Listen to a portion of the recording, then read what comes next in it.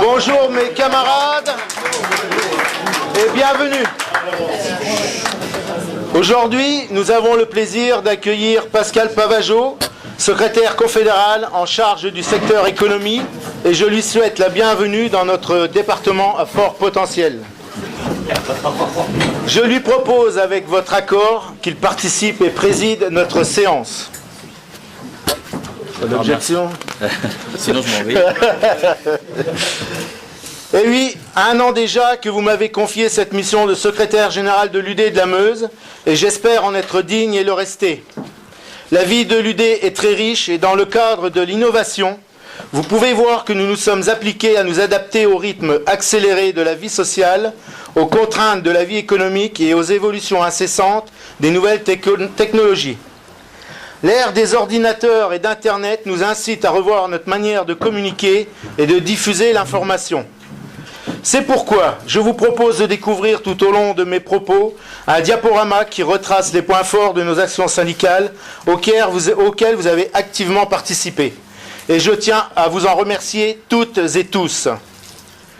Nous vous remettrons une clé USB avec ce diaporama et mon rapport, ainsi que l'offre Santé FO et Santé FO Senior, mutuelle négociée par Force Ouvrière, AG2R et La Massif.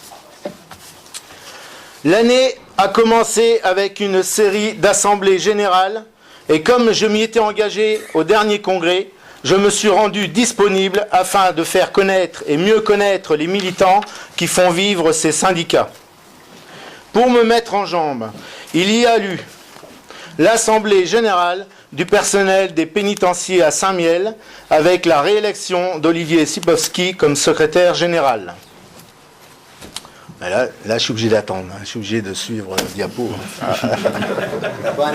Ouais, j'ai l'écran, mais c'est difficile. C'est la première, désolé. Là, j'étais un peu vite. Clic, clic, clic. Donc voilà. Assemblée générale du syndicat départemental des transports de la Meuse avec réélection de Jean-Marc Jalabert. Assemblée générale de l'Union locale de Verdun avec réélection de Renaud Deneyer comme secrétaire général. Assemblée générale du syndicat des personnels du conseil. Ouais, trop rapide.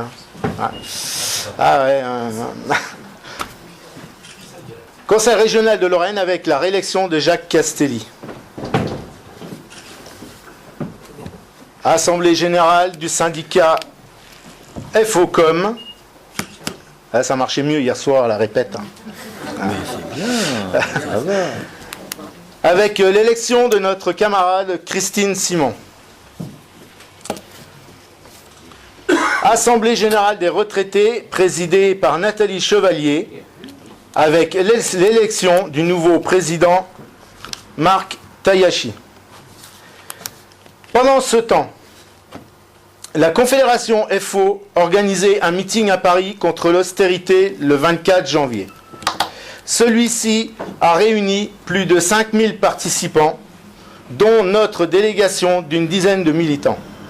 Notre secrétaire général, Jean-Claude Mailly, a affirmé qu'il appartient aux travailleurs et à leurs organisations syndicales de combattre l'austérité par tous les moyens, y compris la grève générale. Je fais cette phrase mienne et je vous invite à en faire de même pour les combats actuels et à venir.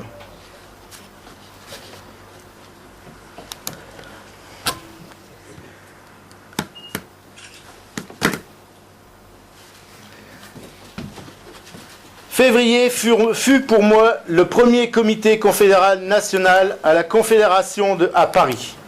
J'ai pu y découvrir une ambiance particulière où tous les secrétaires généraux de France et de Navarre, ainsi que les secrétaires des fédérations, travaillent ensemble sur les résolutions et textes qui définissent les orientations générales et la ligne de conduite de Force Ouvrière pour les mois à venir.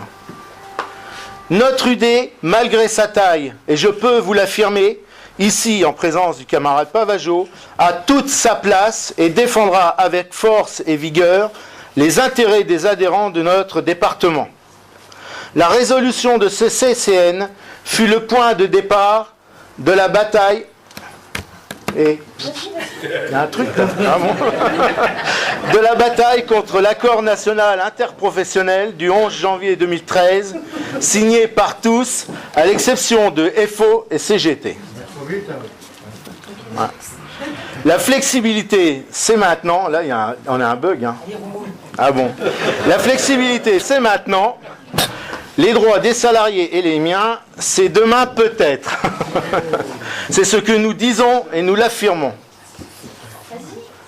À partir de ce moment-là, la manifestation s'imposait avec la CGT. Le 5 mars a rassemblé à Bar-le-Duc près de 200 manifestants moins 1, car votre serviteur s'est vu emmené aux urgences suite à une mauvaise manipulation d'un objet contendant en préparant la banderole de tête. Cependant, cet incident n'a pas découragé les camarades qui ont battu le pavé jusqu'à la place Régio, où le discours du camarade Charles Varin a marqué la fin de la manifestation en relayant nos fortes revendications. Je vous invite à vous reconnaître sur ces différentes représentations visuelles. Cet avertissement n'a pas ramené la raison à nos dirigeants politiques et nous avons donc été dans l'obligation d'exprimer nos revendications une nouvelle fois le 9 avril. Ouais, c'est marqué, attendre. Ah oui, bah si, on va la faire détendue. Hein. Le nombre de participants... Ah non, mais voilà, c'est bon, j'y vais doucement. Ça va encore pas, bon. On n'y est toujours pas. Ah, on mettra plus de photos. Hein. Ça marchait mieux hier. Hein. Donc voilà.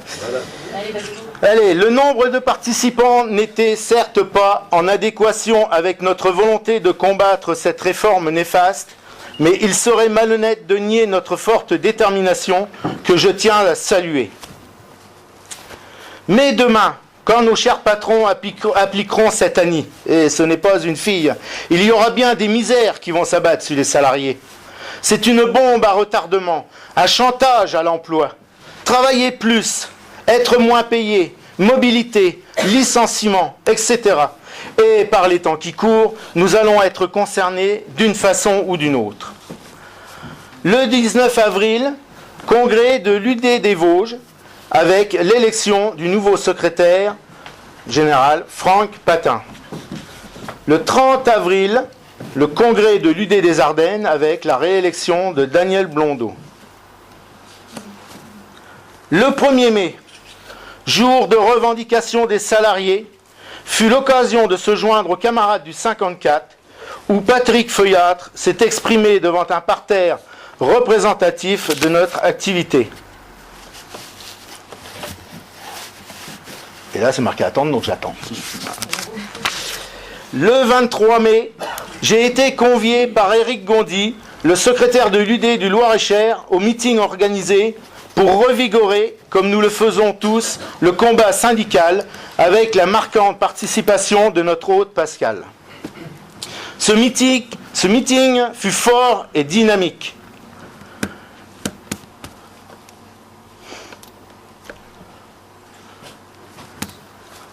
Tout jeune secrétaire du DIN.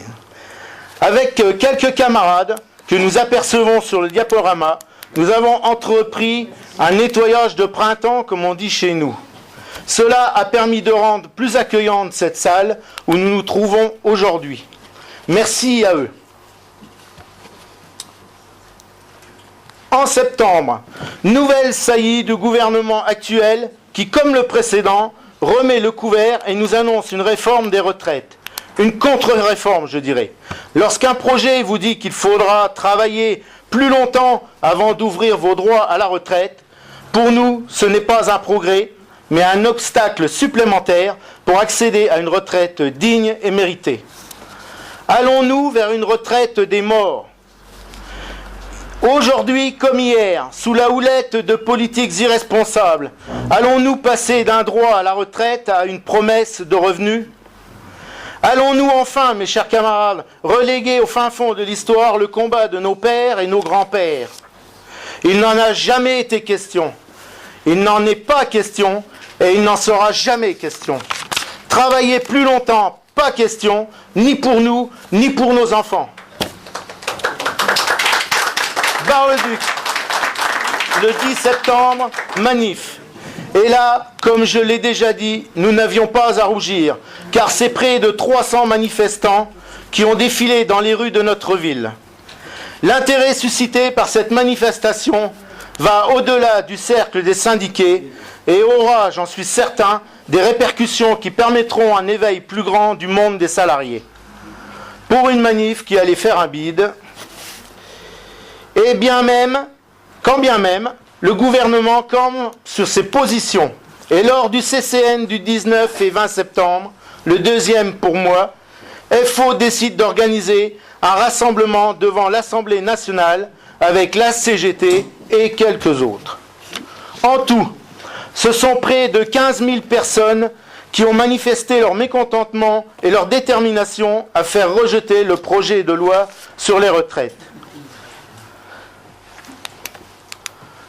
Début octobre fut plus calme et détendu pour ma part. En effet, je me suis rendu dans le Morbihan pour assister au congrès de la Fédération de l'équipement, de l'environnement, des transports et des services qui se déroulait à Guidel du 7 au 11 octobre. Beaucoup moins détendu à mon avis pour Jean Hédoux, réélu secrétaire général à la fin des travaux.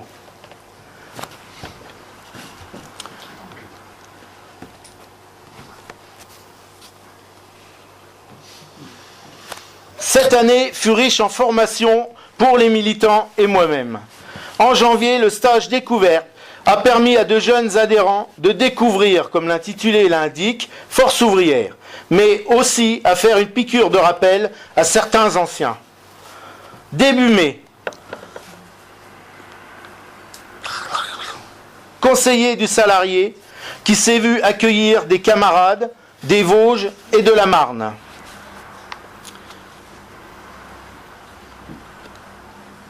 Fin mai, le stage s'organisait car nous en avons tous bien besoin.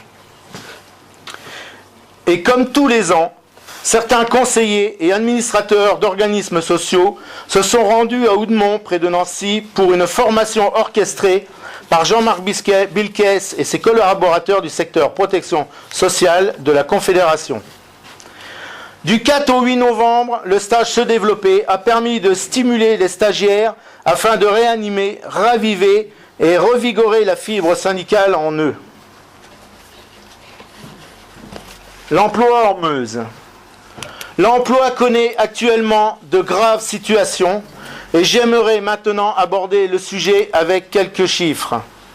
Sachant que 80% des entreprises meusiennes sont des petites et très petites entreprises et que nous ne pouvons pas être présents dans chacune d'entre elles, nous ne pouvons donc pas annoncer de chiffres exacts sur les pertes d'emploi en Meuse. Nos seules sources d'infos seront Pôle emploi et la Directe, anciennement Direction du travail. En tout état de cause, la Meuse souffre du contexte économique national et international. Quelques exemples. Sodétal, moins 330 emplois annoncés. L'UD a participé à la manif de soutien pour les salariés de cette entreprise dont les dirigeants allemands ne veulent plus. C'est une catastrophe économique sans précédent pour le bassin du sud meusien. Scoriest, l'usine ne sera pas reconstruite en Meuse après un incendie en 2012, laissant 27 salariés sur le carreau.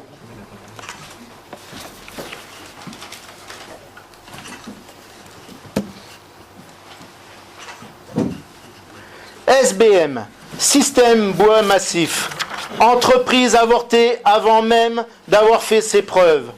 9 mois d'illusion pour accoucher de 9 salariés virés. Visiolac, analyse du lait, fermeture du site avec 13 salariés sacrifiés. Maintenant, ces analyses se feront sur les départements voisins.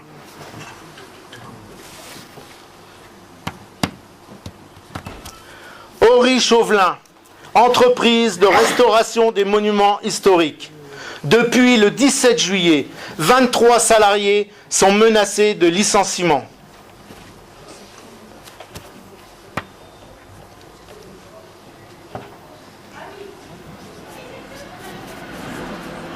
Huntsman, usine de produits chimiques à Ans-sur-Meuse, près de Saint-Miel, annonce la suppression de 65 postes sur 195 emplois.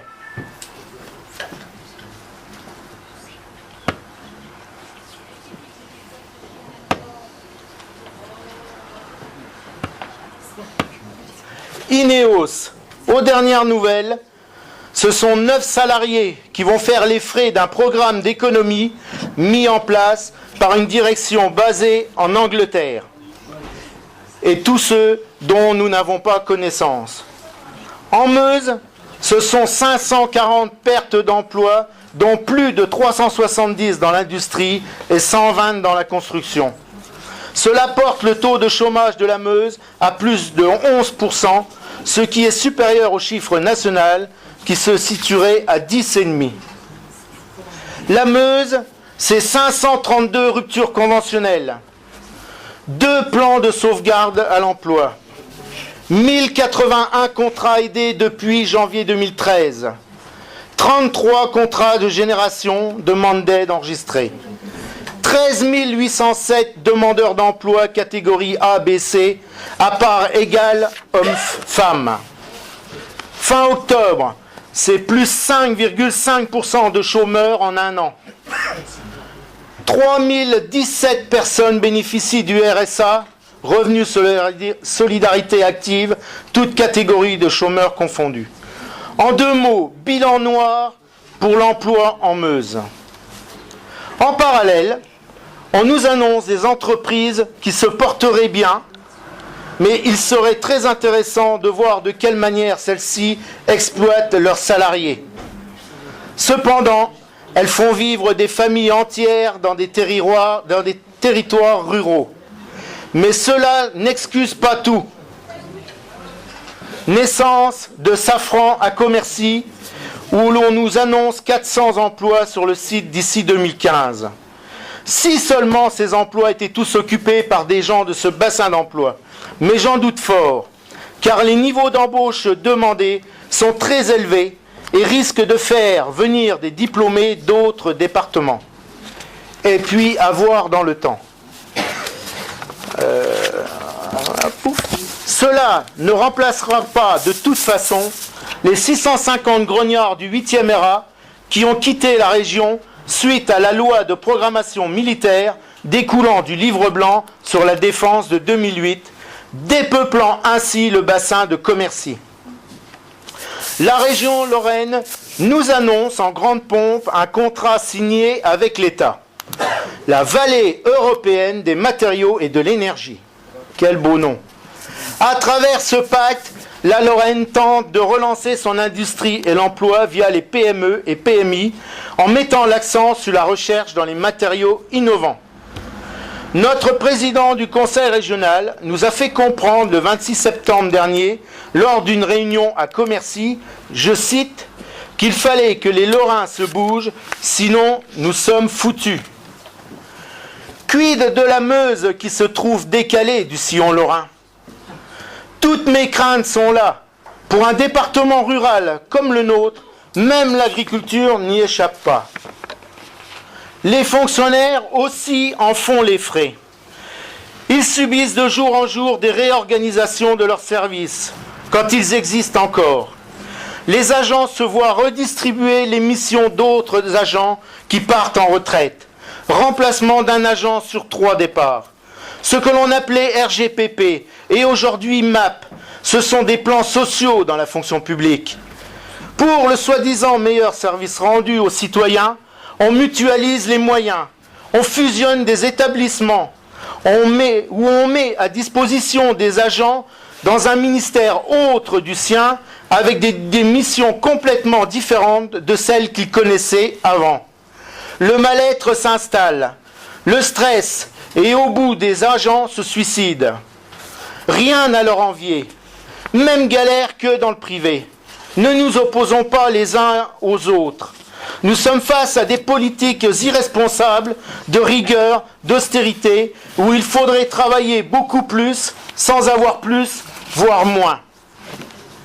Nous ne sommes pas là que pour dresser un bilan négatif des entreprises meusiennes, Et je vous rappelle, chers camarades, que notre organisation syndicale est également une force de proposition et de négociation permanente permettant la conclusion d'accords dans l'intérêt des salariés ou de ceux qui l'ont été. Je voulais dire les retraités. C'est ainsi que tous les adhérents FO peuvent bénéficier d'une mutuelle santé négociée entre la Confédération, AG2R et la Massif. Cette adhésion est facultative et seuls les syndiqués FO actifs ou retraités peuvent bénéficier de ces prestations grâce à cet accord.